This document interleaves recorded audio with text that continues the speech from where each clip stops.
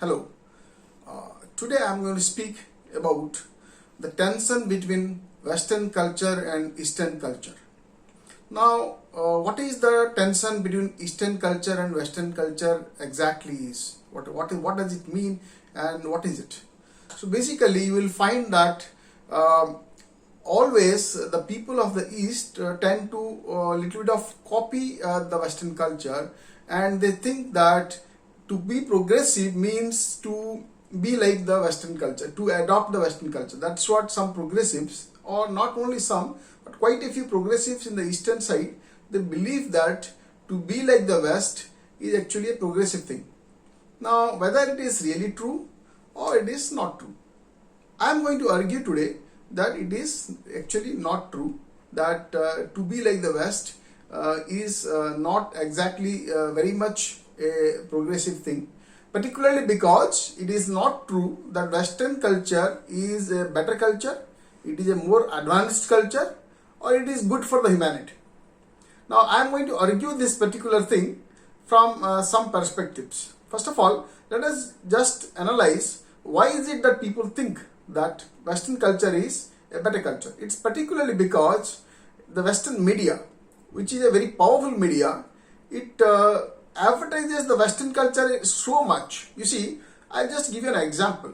If you see one advertisement every hour for 1 month, what will be its influence compared to if you see one advertisement, there is another advertisement once in a month. Obviously, the advertisement which you see so many times, you will be more influenced by it.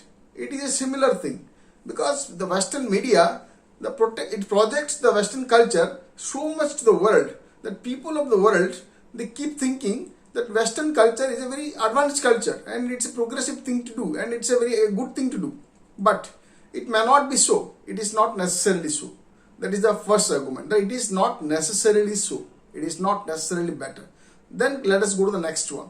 Now, whether it is better or not, or it is worse, that is to be considered lest after judicious choice. Now, we are now open to judicious choice. We should not go by the general trend that it is a better culture. So, we have to now judiciously figure out whether it's better or not. Now, let us look at why and what is the foundation of Western culture.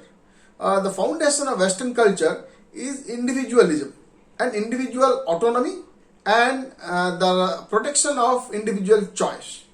Now, let us just first consider whether the existence of individual choice and individual autonomy is a truth or it's a fact of life or it is not.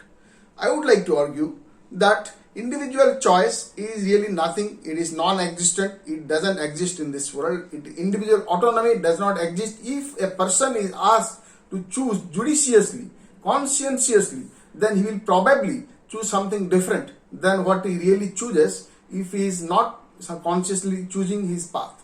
Now, why it is so? It's because every individual I am now talking about the West, not about the East. Now, an individual in the West is actually, he tries to conform to the general trend of life. So basically, he tries to follow the mass culture or the general, the thing that is trending in the Western society. He actually does not use his conscience, or he does not use his judicious capacity to evaluate every option or every choice that he has got, but he is habitually, spontaneously choosing what he is doing.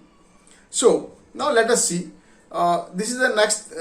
What I have said now is individual choice actually is not a existent or fact of life.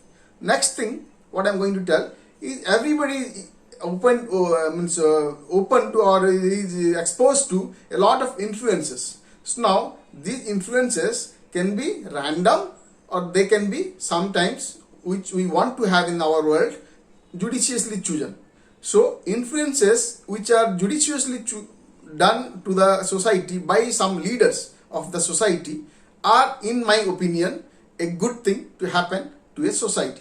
So we want people in the world who can judiciously choose a path for the society and promote that kind of behavior in the society, so that that kind of influence is more available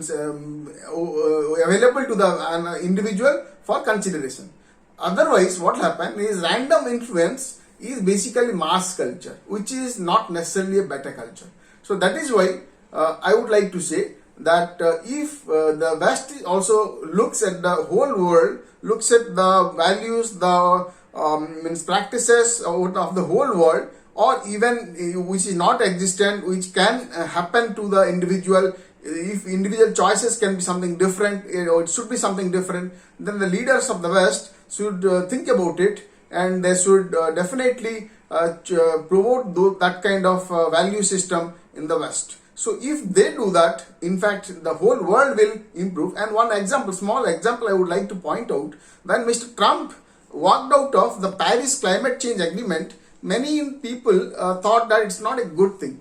Why did they think so? And many people supported also. That's because Mr. Trump walked out of the climate change agreement because his selfish interest.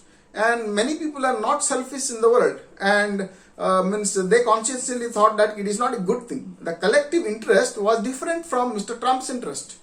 So that is why we find that if we conscientiously choose our path, it will be better for the world, and this kind of things can be promoted in the West, which will be a good thing for the world in general. Thank you.